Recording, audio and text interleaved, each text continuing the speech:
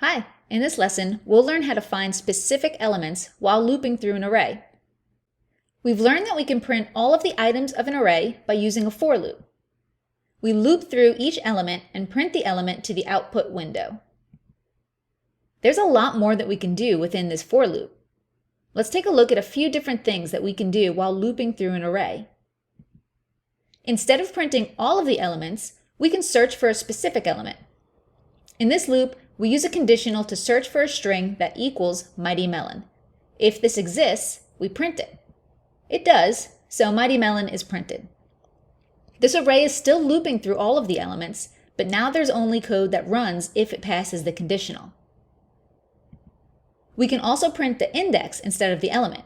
Here, we're still searching for Mighty Melon, but instead of printing the string, we print the index. So now we know that Mighty Melon is the third element in the array. It's important to know that when you print I, you print the index. If you want to print the element, you must also include the name of the array. In this case, items I, with I in brackets. You can use them both as shown in this example. The print statement prints the index, then a colon, and then the element. We don't have to simply print indexes or elements when looping through an array. Let's go back to our frog example.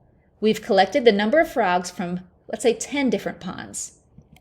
Maybe we're concerned with ponds that only have a few frogs. We would like to know how many ponds have less than 10 frogs. We first set a variable called count to 0. Now we can loop through our array. We use a conditional to check for numbers that are less than 10. If the number is less than 10, then we increase the count. Now we can print our result, and we'll see that there are 2 ponds that have less than 10 frogs. We could change the conditional to count different elements. Maybe we're concerned with the overpopulation of frogs. Well, this time, let's loop through and count how many ponds have more than 50 frogs. We adjust the print statement, and now we can see that there are 3 overpopulated ponds. There are a lot of conditions that can be useful to use while looping through an array. Here are a few examples. We can search for a specific string or a specific item. We can search for values that are greater than or less than a value. The modulus operator can be used to check to see if a value is divisible by a number. In this case, if a value is divisible by 2, then the value mod 2 will equal 0, and that will mean that the value is an even number.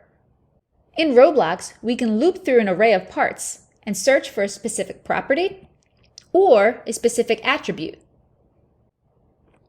All right, well now it's your turn to jump in and explore.